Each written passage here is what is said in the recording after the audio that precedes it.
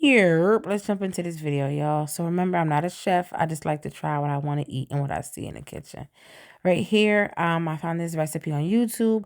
It is ribs soaked in Mountain Dew for about 24 hours. I put it in a baggie, put it in a big tub, and then filled it up with ice. So the water around it is the melted ice. Here, all of my ingredients. Remember, this is my kitchen, not yours. If you don't like it, don't love it, keep it moving. They say that you should, of course, wash your meat, which I did, and then go ahead and season it. So the recipe said to put mustard on the ribs first. I like the way it tastes, so that's what I did. You can see me here putting the mustard on all of the ribs. I had about 4 racks of ribs, I want to say. And I cut them up, of course, to fit into 3 pans. So here I am. I'm continuing to put the mustard on. I'm going to apply my seasonings. This right here was the onion powder. Go ahead and sprinkle that on. I love me some onion powder. I love me some garlic powder, okay? I feel like that is just a staple for everything. That's what I put on everything, no matter what it is.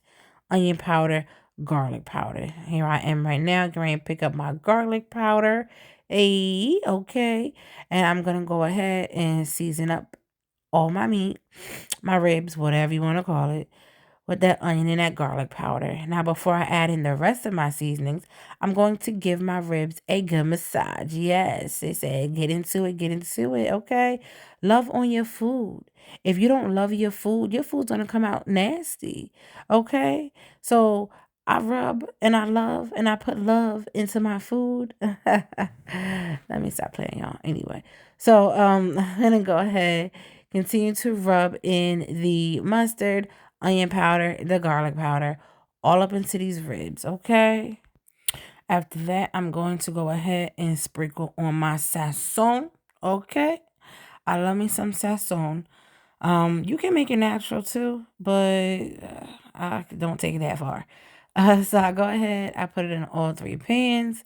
And remember, please remember what you do to the front, the top, you got to do to the back, okay? Now, y'all see this spice rub right here? I think that's what it says, spice rub, rib rub, whatever. I don't remember where I got this from, but I love it. It has like cinnamon, or I don't know what it is. It's like a sweet and spicy rub for ribs, or I think it even said a steak, whatever. But it tastes so good. I put it on my chicken too sometimes. But let me tell you, when I put it on these ribs, chef's kiss, okay? Chef's kiss. And that is all. That's all that I did to the ribs, okay? I just put on the mustard, I put on the onion powder, my garlic powder, my sazon, and that spice rub. Okay. And remember what I said. What you do to the top, you do to the bottom. Don't nobody want no, half seasoned food. Okay. As I'm putting that loving into my food, like I told y'all, okay, I have tried this recipe before with cherry coke, and it was amazing. All right. So let me tell y'all, like I said, I don't like to touch my meat. So that's why I use gloves. Amazon's my best friend. When it comes to the gloves, I get them in every single color, whatever's on sale. All right. So right now, I'm actually reaching for that handy dandy aluminum foil, boo boo. Okay. Right there. Yes, you see it. Handy dandy aluminum foil. But let me tell y'all something, okay? Look what happened to me. What is this? Like, ugh, I was so upset. Then I got all clumsy. Ugh, dropped the box in the daggone pan. But it's all good, y'all, okay? It was all good. I threw that out because I don't know what that was, how that even got like that. And let me tell you something, though, okay?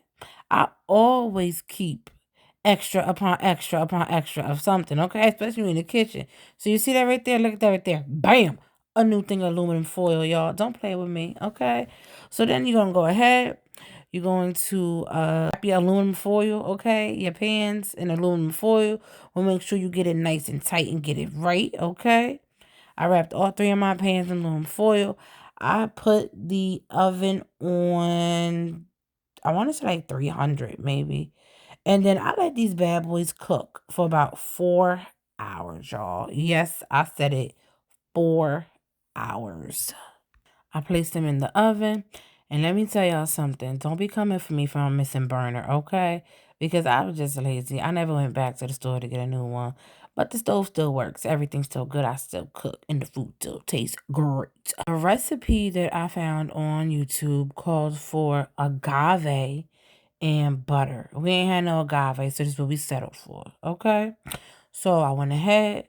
I took each pan out of the oven, and I went ahead and doused each rack of the ribs with some honey, and then I went ahead and applied some butter onto it too. In the recipe, they actually went ahead and took each rack by itself and like wrapped it individually in foil, but I wasn't doing all that. So to do some honey, get you a butter knife, look, rub some butter on it, okay? That was good enough for me. I did that to all three pans and then put everything back in the oven for about another 30 minutes or so. Then I went ahead, took all my pans out of the oven, threw away the aluminum foil, and that's when went to town with that barbecue sauce. The brand of barbecue sauce that I got, I actually really like it. It's really, really good. It does have a little kick to it, but I like a little heat, okay? So you can see that one pan right there that's like charcoal burnt. My son loves him some burnt food. He says it gives it a little bit more flavor. So we burnt it for him, okay? Don't come for me. Here I am putting barbecue sauce on the racks of ribs. I'm going to put a nice coating on, rub it through. Okay, you see I got my little, I don't know, paintbrush right there, food brush. I don't know the right term, but I got a brush. And once I put the barbecue sauce on all the ribs, I'm then going to go ahead and give them some loving with a top coat of the barbecue sauce. We're going to rub it through nice and good. And then once we go ahead and rub everything through, we're going to put these bad boys back into the oven for about another 30 minutes or so. And then voila, magic. Look at that. Look at that. Like I said, you got a few burnt pieces for my big baby. You got a few regular pieces for the rest of the family. And it was finger looking good, y'all. That looks so good. Look at it. I let it sit out. We cut them up. And look, tell me that don't look good. Y'all ever had ribs like this? Jump in the comments. Let me know if you have. How do you do your ribs? Okay? Bye.